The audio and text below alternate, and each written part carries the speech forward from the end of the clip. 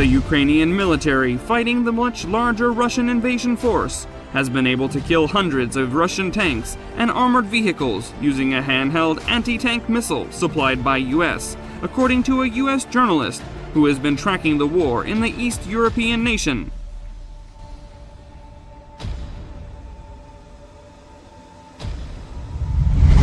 At least 280 Russian armored vehicles have been destroyed with the American Javelin missile out of 300 shots fired, journalist Jack Murphy said in an article quoting a U.S. Special Operations official.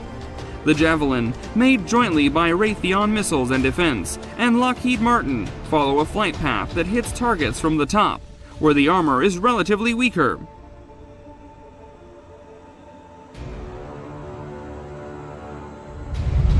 Almost every tank armor is thicker on the sides, but the top is known to be weaker, and that is where the Javelin missile strikes. The Javelin can also be fired in a straight flight path mode if needed. The first shipment of Javelins arrived in Ukraine in 2018. The weapon systems, along with a training and sustainment block, called the Total Package Approach, totaling somewhere around $75 million, Mr. Murphy wrote in the article.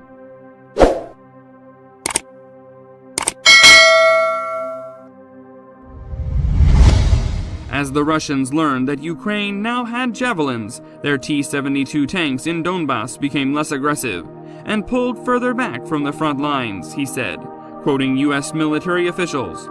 A single soldier can carry and operate the Javelin, though more hands would be needed to carry extra launch tubes.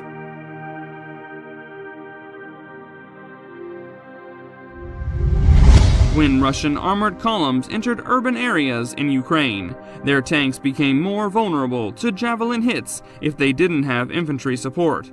Ukrainian forces equipped with Javelins would hide and move quicker, as they didn't have a chance in a direct tank versus tank fight on open ground because of the sheer numbers the Russians possess.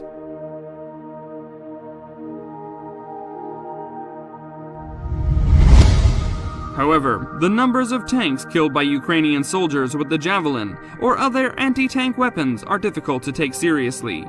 Mostly appearing on social media, these numbers are likely to be exaggerated by the Ukrainians and downplayed by the Russians.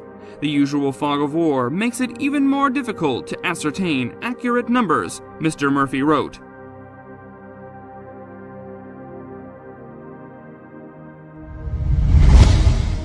Three days after the Russian invasion started in Ukraine, U.S. President Joe Biden had instructed U.S. State Department to release up to an additional $350 million worth of weapons from U.S. stocks to Ukraine, which had been asking for the anti-tank Javelin and anti-aircraft Stinger missiles.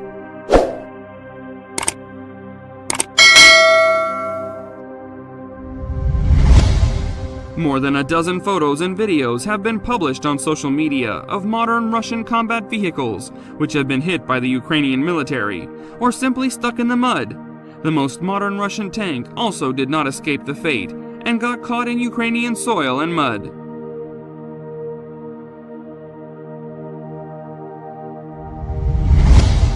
In an intelligence update on Thursday morning, the UK Ministry of Defence said the Russian tanks had made little discernible progress in over 3 days and remained more than 30 kilometers from Kyiv.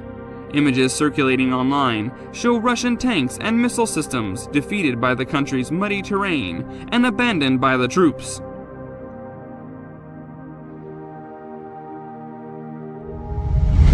Other images appear to show Russians placing trees under the vehicle's wheels to keep them out of the sludge.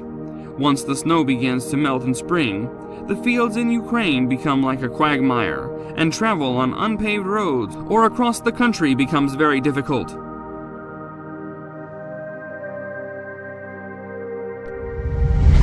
Trent Telenko, a former auditor for U.S. Defense Contract Management Agency, told The Telegraph that the wet and boggy weather experienced in spring and autumn makes cross-country movement extremely difficult, as well as the Rasputitsa, a Russian word referring to both the weather and road conditions. At these times, bad tire maintenance, vehicle overcrowding, and lack of fuel have isolated most of this Russian army column from its rear, Mr. Telenko said.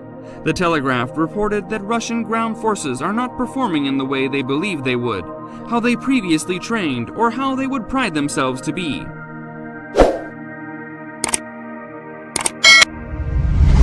A Western official told the publication that the enormously large traffic jam was partly the result of damaged or destroyed vehicles blocking the road, presenting Russia with a real problem passing logistics forward to enable that force to actually move at pace.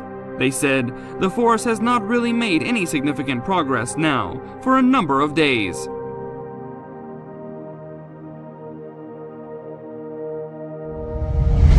Referring to the Russian army's wider report setbacks in Ukraine, the official said, "If you're looking for the highlight example of poor planning and poor execution, that convoy sat where it is and is a really good example."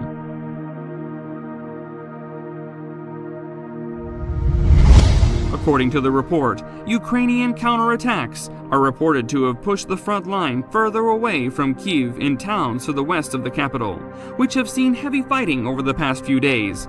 The Western officials said that Ukrainian troops have shown their ability to fight ferociously and exist for a long period of time in austere conditions.